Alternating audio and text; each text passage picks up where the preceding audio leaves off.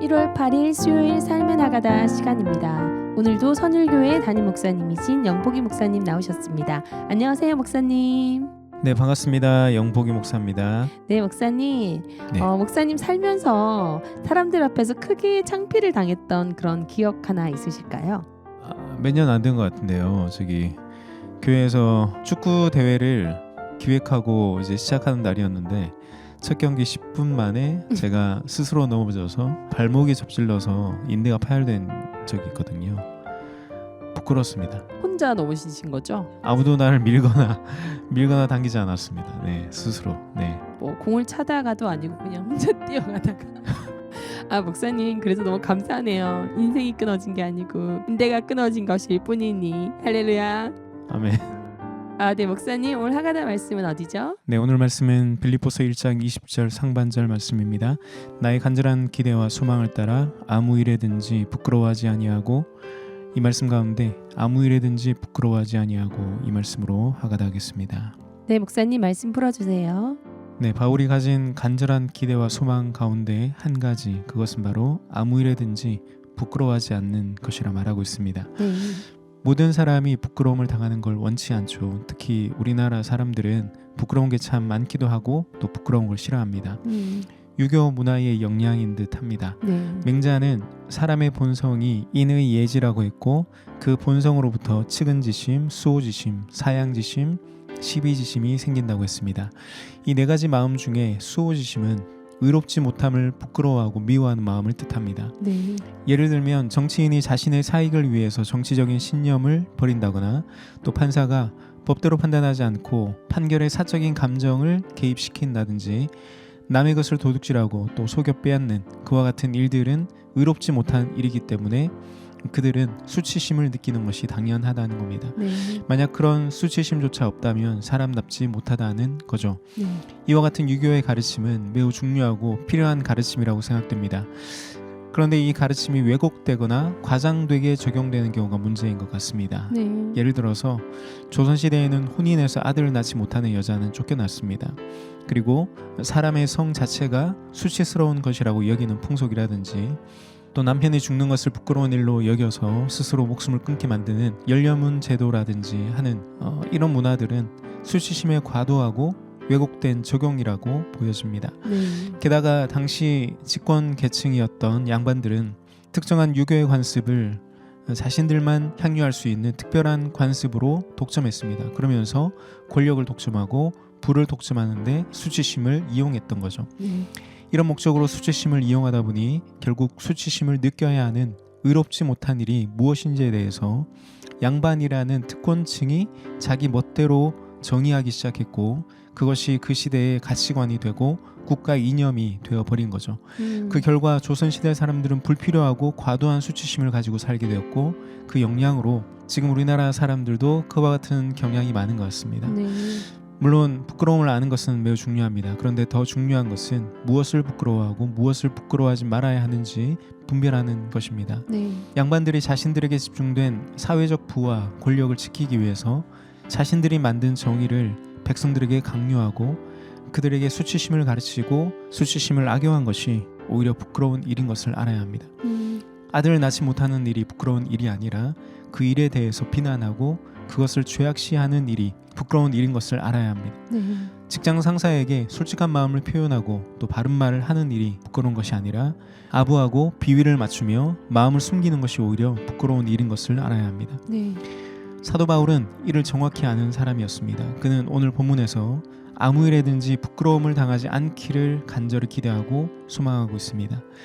사도 바울이 지금 로마 감옥에 갇혀 있는 상황인 것을 감안했을 때 이 말은 내가 예수 그리스도를 부인하거나 배신하거나 그를 향한 믿음을 저버리거나 그의 가르침을 버리는 그와 같은 부끄러운 일을 하지 않기를 원한다라는 뜻이 될 겁니다. 네.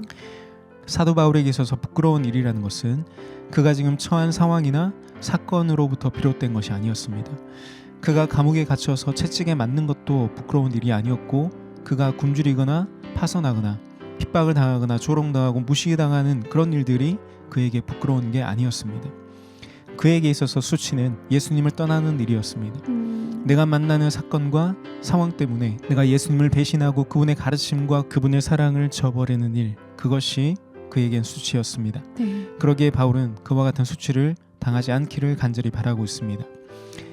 우리는 착각을 많이 합니다. 우리가 만들어 놓은 기준에 따라 부끄럽지 않게 살기를 바랍니다. 내가 가난하고 사업이 실패했고 또 좋은 직장, 좋은 대학에 들어가지 못했고 내 자녀가 성공하지 못했고 내가 병들었고 장애를 가졌고 그래서 부끄럽다라고 말합니다. 내 삶이 수치스럽다 말합니다. 그래서 죄인처럼 살아갑니다. 그러나 그와 같은 상황과 사건과 우리에게 주어진 환경은 우리의 부끄러움이 될 수 없습니다. 네. 예수님을 배반하여 떠나는 것이 바로 우리의 수치입니다. 그분의 말씀과 교훈과 그분의 뜻을 저버리고 그분의 사랑을 거절하고 그분의 주되심을 부인하는 것이 바로 우리의 수치입니다. 아멘. 내가 처한 상황이 감옥이라도, 내 사업이 망하고 투자에 실패했더라도, 내 상황이 지금 비참하고 괴로워도 그래도 여전히 예수 그리스도의 사랑에 감사하고 그분의 구원을 믿으며 그분의 말씀에 순종할 수 있다면 우리는 결코 부끄럽지 않은 삶을 사는 것입니다. 아멘. 오늘 아무 일에든지 부끄러워하지 아니하고, 이 말씀을 읊조리면서 우리 안에 왜곡되고 불필요한 부끄러움은 없는지 살피고 예수 그리스도 안에서 부끄럽지 않은 주님의 자녀로 당당하게 살아가시기를 축복합니다. 아멘. 찬양이 흘러나오는 동안 아무 일에든지 부끄러워하지 아니하고 아무 일에든지 부끄러워하지 아니하고 함께 읊조리며 은혜 누리겠습니다.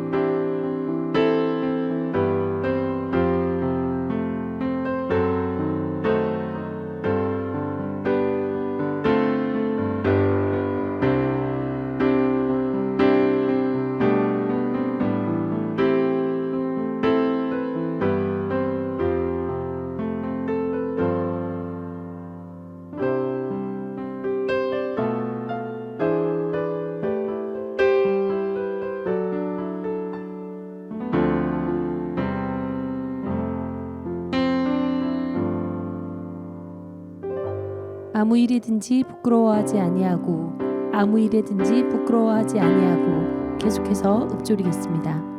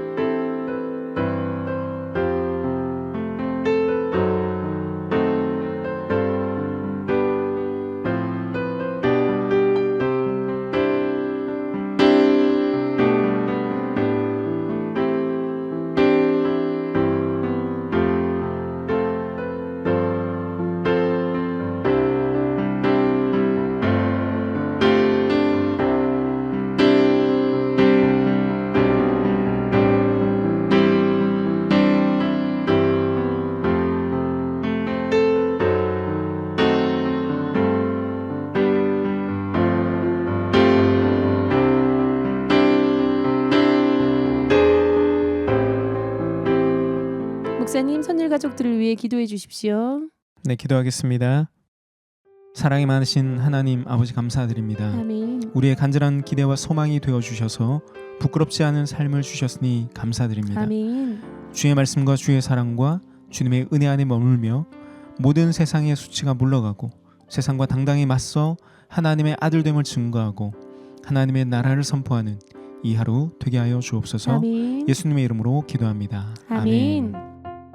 오늘도 아무 일에든지 부끄러워하지 아니하고 하나님의 아들답게 내 안에 계신 예수 그리스도의 이름을 높여드리는 복된 하루 되시길 축복하며 여러분 오늘도 샬롬입니다.